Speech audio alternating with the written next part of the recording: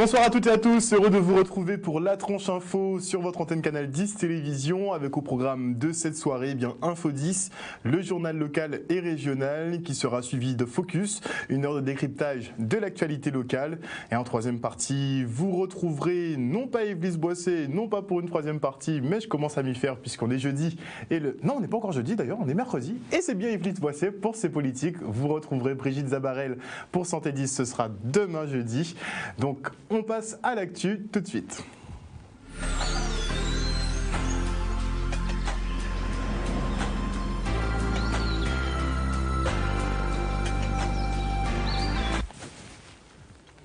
Nous sommes le mercredi 13 novembre 2019 et avec l'annonce de la création du syndicat unique de l'eau et la liquidation voulue du SIAG par le préfet, les consommateurs s'interrogent sur leur rôle à venir pour éviter un nouveau scandale de l'eau. Fini d'être de simples payeurs, les usagers veulent être au cœur de la gestion de la ressource. Ces derniers pointent les 200 millions d'euros de dettes, l'opacité dans la gouvernance et la corruption. Ils se sont rassemblés au sein d'un collectif. Regardez.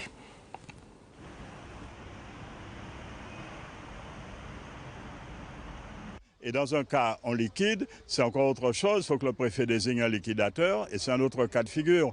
Donc il faut expliquer tout ça aux gens et dire la vérité sur les chiffres. Les chiffres sont 280 millions de dettes aujourd'hui, hors les insérités comptables, les différences entre l'actif et le passif. La dette de 200 millions, c'est la sommation de l'analyse des comptes administratifs au 31 décembre 2018 de toutes les communautés d'agglo, y incluant le syndicat qui s'appelle SIAG. Et c'est ainsi que l'on peut retrouver tous les documents et sous des bons analystes et financiers et comptables publics, on peut regarder les choses et se rendre compte qu'il y a de l'omission, de la rétention d'informations, de la dissimulation où l'on ne dit pas tout à l'opinion. Et on demande à l'opinion, taisez-vous, continuez à payer, faites-nous confiance. Mais ça va nous coûter le prix d'un hôpital sans compter le prix de l'eau et de l'assainissement, car l'assainissement vient derrière et c'est une bombe. Aux dettes dont je parle, il faut rajouter les dettes au 31 décembre 2019 qui ne sont pas incluses dedans, parce que le système structurellement ne produit que du déficit. C'est le signe de la prise de conscience que les usagers payeurs doivent être au cœur des travaux de construction de cette nouvelle structure de gestion de l'eau. Que tous les gens qui promettent demain on est une terre de champion, une terre d'excellence, c'est valable en sport. Ce n'est pas valable en gestion là. Il ne faut pas raconter aux gens des inexactitudes, des faits contraires à la vérité, sous prétexte qu'on va aux élections prochainement. Les usagers, les payeurs, ne doivent pas être des acteurs. Alors que la population, nous sommes la voix de la population. Nous sommes l'association et c'est la voix de l'association, des personnes, des payeurs. Nous sommes, comme on dit, des cochons payeurs, alors que nous ne sommes pas acteurs. On a vu ça nulle part ailleurs. Même si la France, on peut faire des amalgames, mais j'estime que maintenant que le président est venu, et je ne mâche pas mes mots, est venu, il a été tenu au courant par nous-mêmes, par nos biens, à tel point que nous étions reçus. Il n'avait pas demandé aux élus, il avait demandé aux associations. Ce qui veut dire qu'il voulait aller au fond des choses. Des documents lui ont été remis, il les a lus, ou pas lui, enfin, son Premier ministre. Cela a donné ses fruits, puisque aujourd'hui, nous voyons tomber des têtes couronnées. Des têtes couronnées. Nous voyons tomber des têtes couronnées, parce que tout simplement, et ce n'est pas la première fois que ces têtes-là devraient tomber. Ils ne savent jamais tomber. Aujourd'hui, ils sont tombés. Et ils tomberont encore. Et il y en a d'autres qui suivront. Il faut s'associer, parce qu'en s'associant, on est plus fort.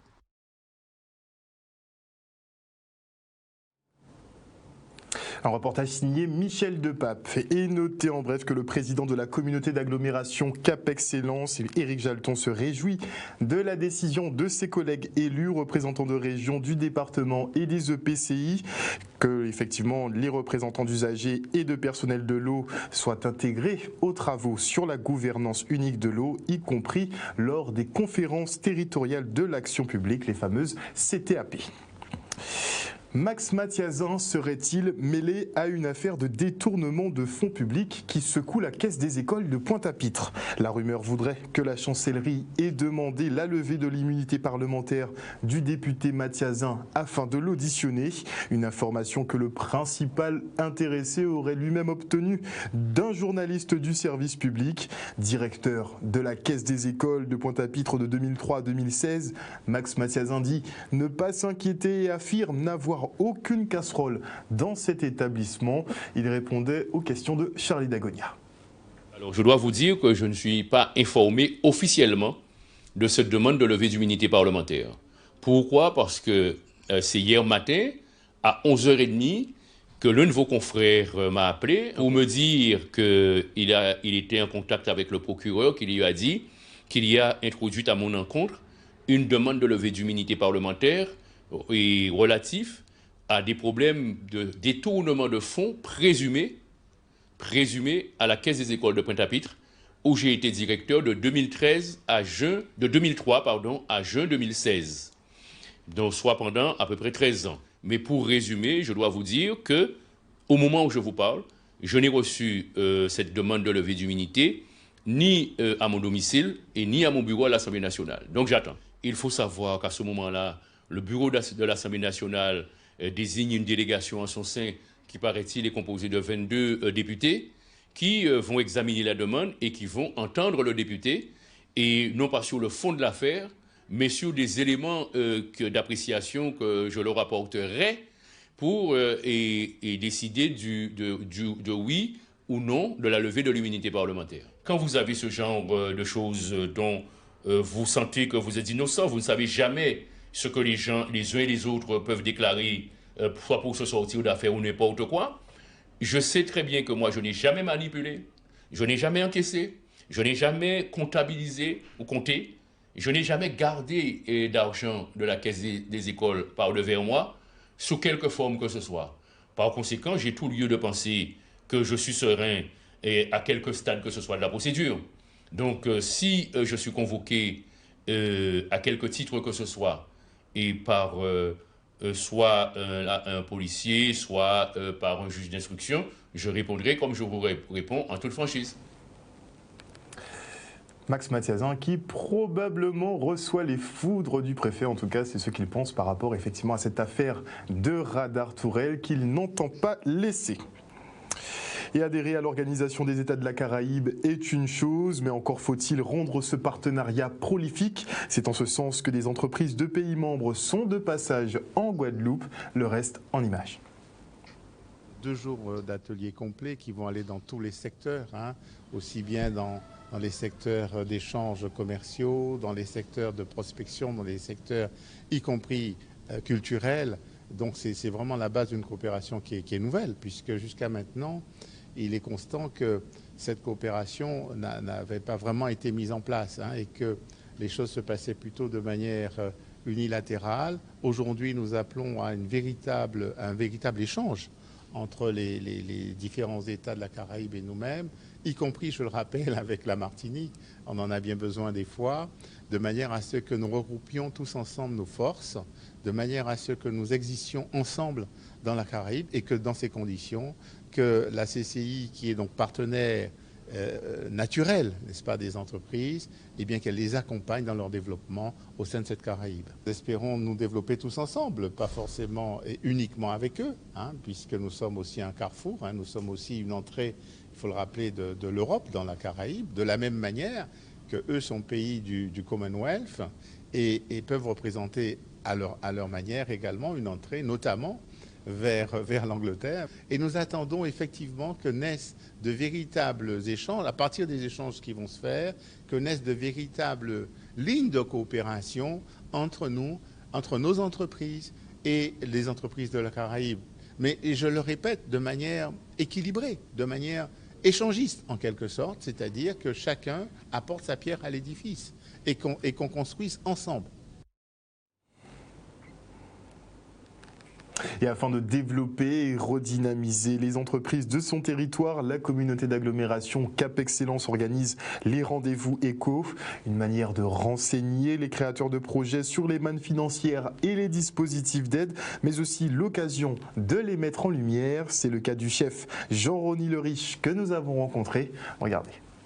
Ça arrête à Bémao parfaitement et les jeunes bémaociens donc sont attendus en nombre pour les accompagner et les conseiller, les informer et faire en sorte que l'entrepreneuriat se développe et que les jeunes trouvent une activité, soit en formation, soit un poste, soit un stage. En tout cas, nous sommes avec eux, nous sommes là pour les entourer, pour les mener vraiment au bout du chemin. Nous sommes très actifs pour réunir autour des chefs d'entreprise et notamment de l'insertion, un certain nombre de partenaires qui nous accompagnent pour conseiller, informer, donner tous les renseignements sur la formation, sur les différents financements et sur tout ce qui peut contribuer à faire du vrai développement économique.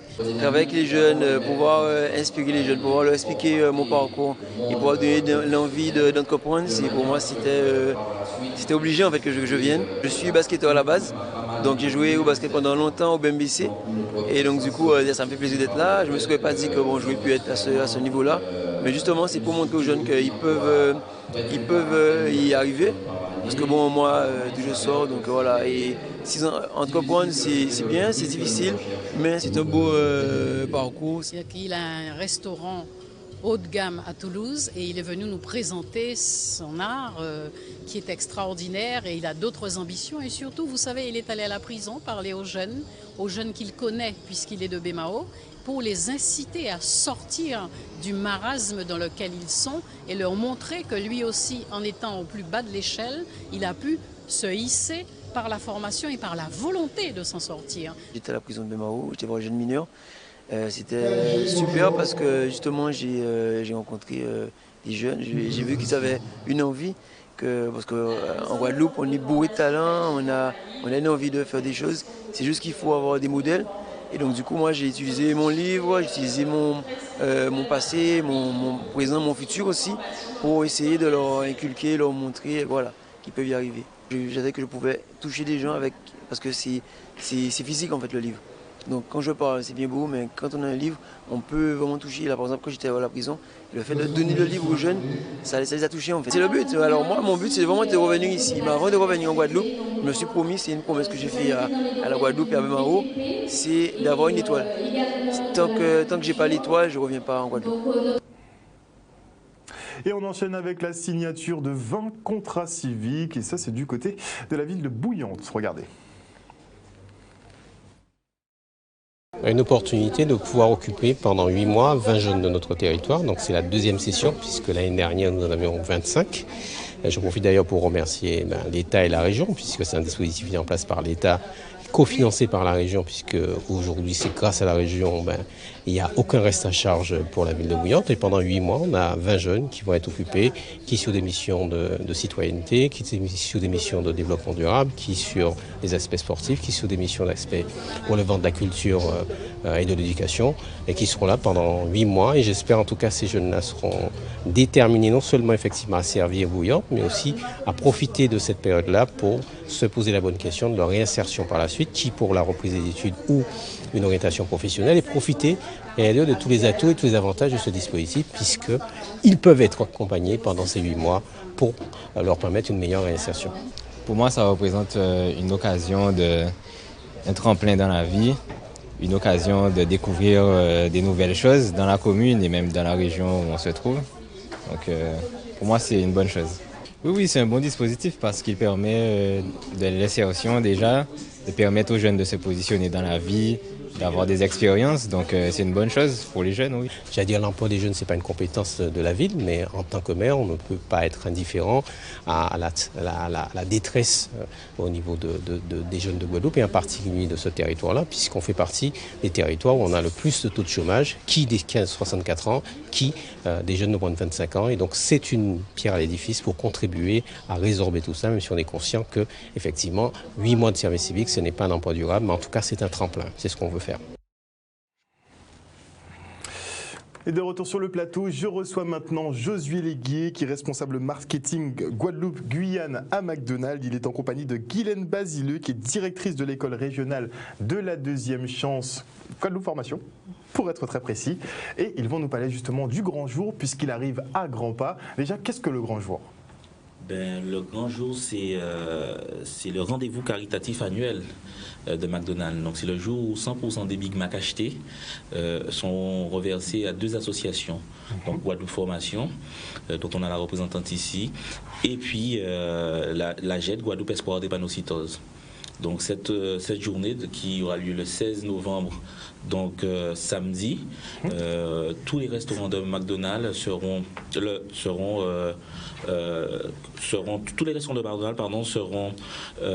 ouverts à notre public pour qu'ils viennent participer à cet événement. Donc les recettes des Big Mac sont intégralement reversées donc à ces deux associations. En général, on est sur quel montant ?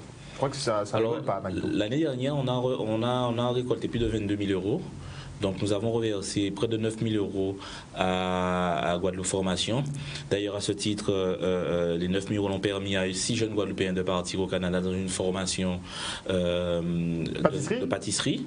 Et à leur retour, ils reviennent avec un diplôme et c'est pour eux un atout supplémentaire à leur cursus. Et on a reversé près de 14 000 euros à la GED, Guadeloupe Espoir d'Épanocytose.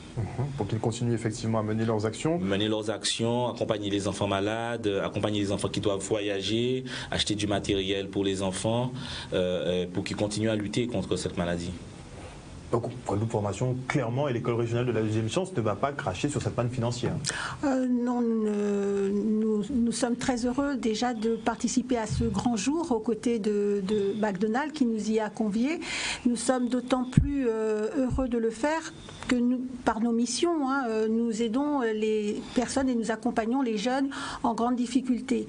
Donc, en fait, comme a dit M. Léguier, ça a permis à 5 jeunes de partir au Canada et à se former. Donc, c'est des atouts supplémentaires et le fait d'avoir en fait cette somme nous permet de mieux accompagner les jeunes âgés de 16 à 30 ans, de mieux les accompagner à une insertion réussie. Parce que vos prérogatives, c'est effectivement donc les réinsérer, les remettre un peu sur les rails, leur dispenser donc une formation, mais en fait les voyages pédagogiques ne sont pas compris dans le cursus à la base. Alors les voyages ne sont pas compris dans le cursus, mais nous faisons tout pour effectivement que les jeunes puissent avoir une vision une vision assez large finalement qui peuvent leur être offerts par les voyages pédagogiques et puis par tout ce que nous pouvons leur apporter par ailleurs. Donc en fait c'est une opportunité de participer à ce grand jour le 16 novembre prochain. En tout cas ils étaient très heureux de partir. Ah oui. On était là pour les recevoir. Les recevoir. Franchement ils étaient très heureux de partir et tout frais payer cette formation. Franchement c'est une très bonne idée. Oui, donc c'est grâce aux fonds récoltés le jour du grand jour. Donc ça nous a permis de faire véritablement et d'innover en la matière. Donc il faut effectivement vendre un maximum, même si on n'est pas très fast-food, en tout cas cette cause-là, elle est juste. Donc samedi le 16, tous les Big Mac seront, les prix de vente des Big Mac seront reversés à ces associations. 100% l'intégralité de la vente des Big Mac iront aux associations. Et donc c'est pour ça qu'on convie tout le monde à venir contribuer dès 10h dans tous les restaurants McDonald's. Donc il y aura des programmes aussi dans chaque McDonald's avec des artistes qui vont accompagner.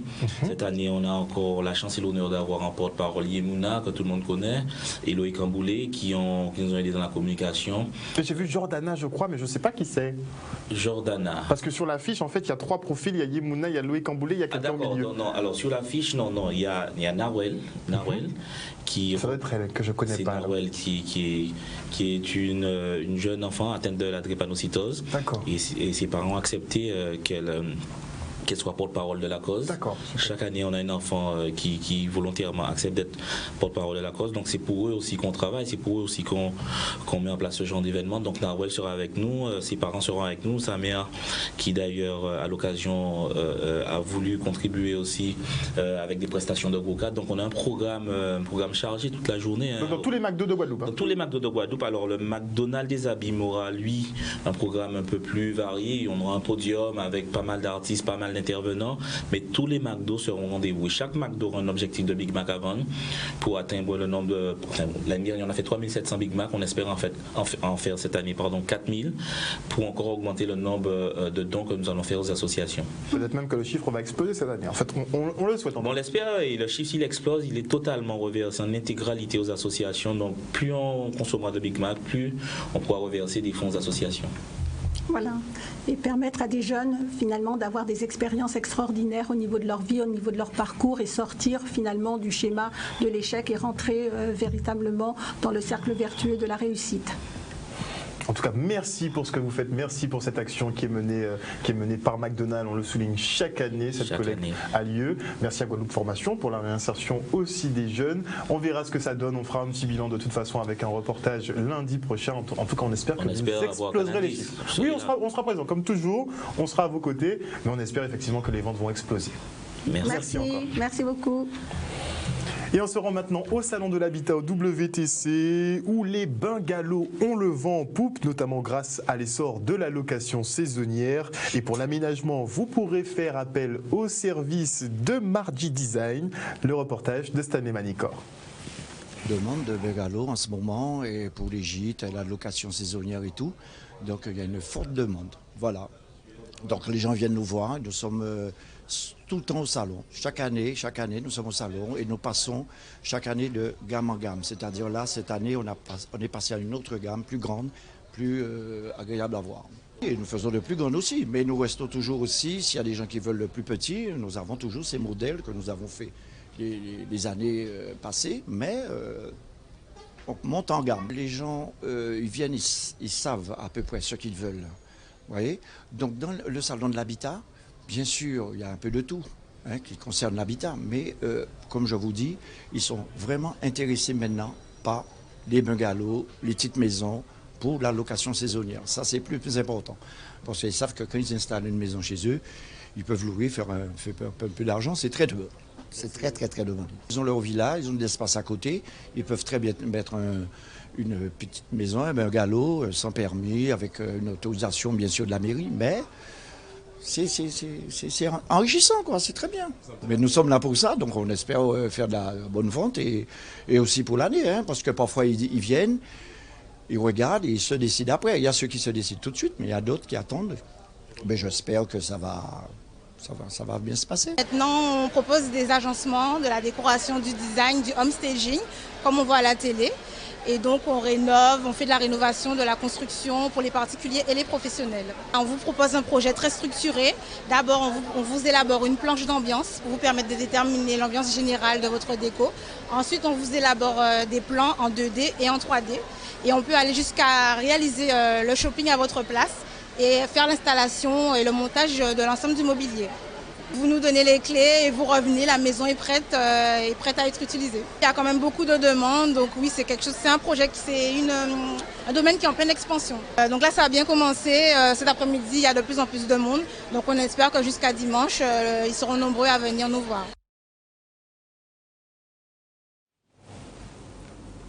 Et il y a énormément de nouveautés effectivement qui sont présentées à ce salon de l'habitat au WTC à Jarry. Et moi je vous conseille effectivement d'aller jeter un petit coup d'œil. Ça c'est mon coup de cœur, c'est une fontaine à eau, mais une fontaine à eau qui n'est pas branchée justement sur le réseau, puisqu'en fait elle capte l'humidité ambiante dans la pièce, la convertit en eau, donc par condensation, et après elle est filtrée, elle est traitée, elle est minéralisée, tout ça en un appareil, donc c'est vachement intéressant. En tout cas, la tranche info sera en direct du WTC demain à l'occasion de ce salon de l'habitat. Passez donc une bonne soirée à l'écoute de nos programmes. Merci pour votre fidélité et surtout n'oubliez pas que sur Canal 10, vous faites l'information que nous diffusons. Une bonne soirée à vous.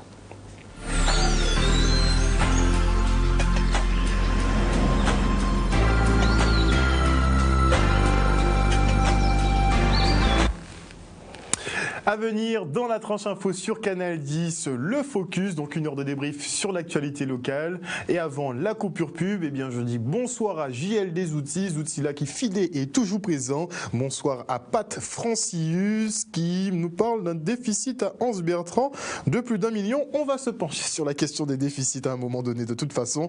Bonsoir à Odile Zingilet, bonsoir à Jocelyne Antonin, bonsoir à Michel Guillolet, à Maggie Delaney qui est toujours présente. Bonsoir également à qui j'ai perdu une partie. On poursuivra une autre fois. Tout de suite, c'est la coupure pub. On se retrouve après.